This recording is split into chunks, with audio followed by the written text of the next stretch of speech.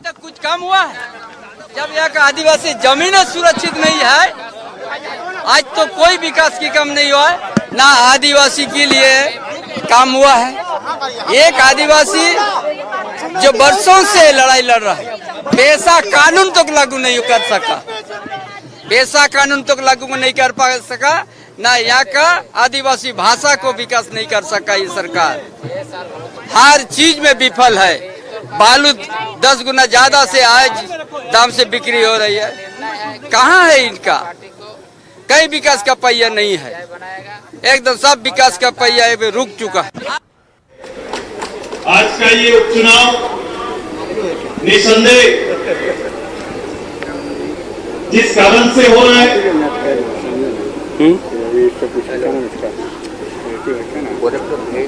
जहां हमने अपने पूर्व मंत्री को खोया है,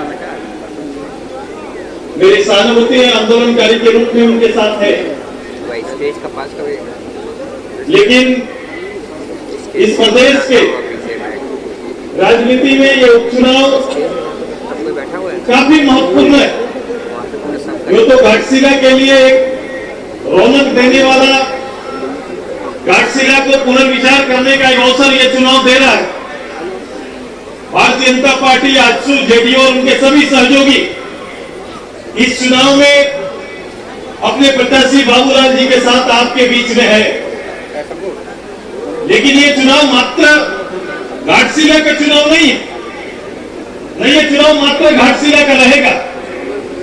यहाँ पे मात्र वोटर की भावना केवल इस चुनाव में वोट के माध्यम से समर्पित होगा ऐसा नहीं, बल्कि ये चुनाव 2024 के वर्तमान सरकार के और सरकार के झांसे का भी एक जवाब के रूप में ये चुनाव होगा।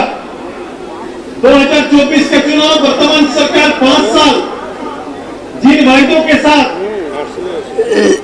चुनाव में आए, लेकिन चुनाव से पहले आम जनमानस को साधने के लिए कई लुभावनी योजनाओं का प्रभाव डालकर इस चुनाव के मूल परिणाम को बदलने का काम किया, और इसका एहसास पूरी झारखंड की जनता को है, और अभी तो ज्यादा। अब ये चुनाव को इसलिए हम पूरे प्रदेश से और प्रदेश की नीतियों से देख रहे हैं, क्योंकि जो चुनाव आ रहे हैं, जो चुनाव लड़ने आ रहे हैं, जो सरकारी दल है, उसका मुखिया निश्चित रूप से अपने आप को झारखंड के माटी और झारखंड के माटी की पार्टी की बात करेगा। लेकिन इस मंच को गौर से देखना, जब इस मंच को आप गौर से देखेंगे तो इस मंच में आपको झारखंड के लिए संघर्ष करने वाले लंबे समय तक चंद्र सोरेन जी आपको दिखाई देंगे। इस मंच को अगर आप गौर से देखेंगे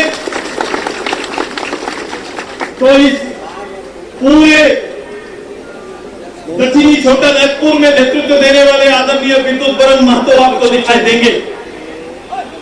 आपको इसी मंच में मधु गौड़ा दिखाई देंगे, इसी मंच पर बड़कुमार गोगराई दिखाई देंगे, और ये सभी लोग झारखंड के अंदर और झारखंड की लड़ाई से जिन्होंने अपना हैसियत, परिचय और राजनीति को आगे बढ़ाया, वही लोग इस मंच में, वही चरित्र है यहाँ मंच में। अब आप वर्तमान सरकार से पूछिए कि गुरुजी के नेतृत्व में वो झारखंड मुक्ति मोर्चा आज उनके पुत्र के नेतृत्व में क्या उन नीतियों पर खरा उतर रहा है या उन नीतियों के साथ चल रहा है? ये बड़ा प्रश्न होगा।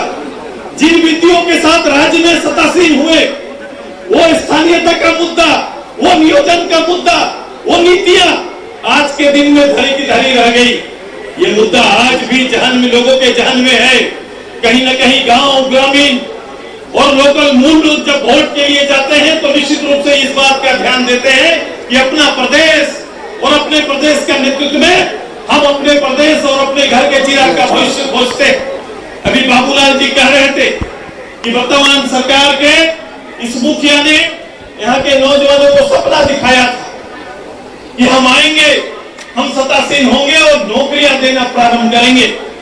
मैंने पिछले 2000 चुनाव में, 24 के चुनाव में इस सरकार को सदन के अंदर और बाहर भी मैंने कहा था कि सरकारी नौकरी 10,000 भी सरकार दे पाए तो बहुत कहेंगे, लेकिन सरकार ने ये काम, नौकरी देने का काम, अपना डाटा पूरा नहीं कर पाया।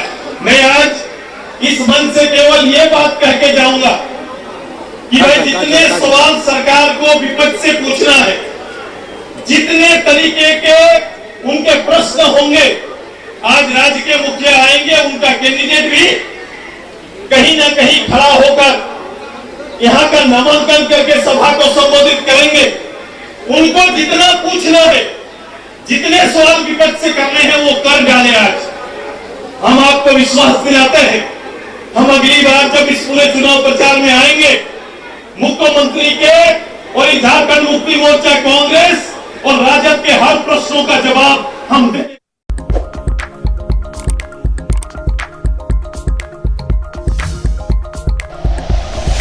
Like and share videos, subscribe करें हमारा चैनल और प्रेस करें बेल आइकॉन। News 11 भारत, सच है तो दिखेगा।